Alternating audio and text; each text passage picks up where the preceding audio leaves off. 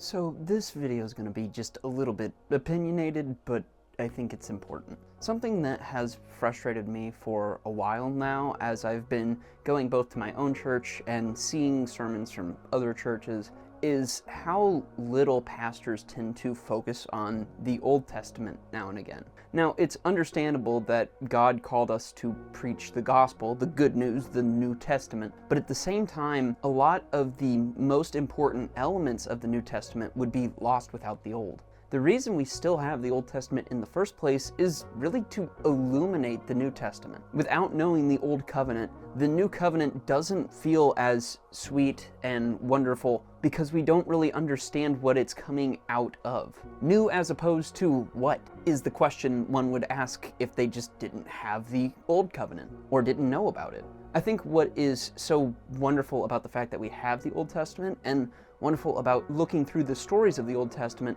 is the fact that it allows us to come to grips with the pervading nature of sin throughout history. The Old Testament documents spanned a few thousand years of Israel's plight against other nations and against God. Israel, both the man and the people, are known as the people who wrestle with God. That is their name. And to see that God is willing to wrestle with them for millennia, let alone centuries, is almost a comforting assurance when compared to how small our lives are on that timeline. I feel like I'm really only scratching the surface of the importance of the Old Testament with this, but in general, as a Christian, as somebody who's reading, as somebody who is maybe teaching the gospel to others, don't ignore the Old Testament. It is an integral part of the Bible. It's about 2/3 of it, and it is something worth researching,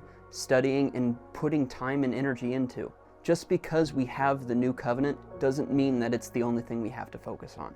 So hopefully this helps you consider to look back at many of those old stories and old tales that come out of the former half of the Bible, because they really are important. But as always, you can let me know what you think, and I'll see you tomorrow.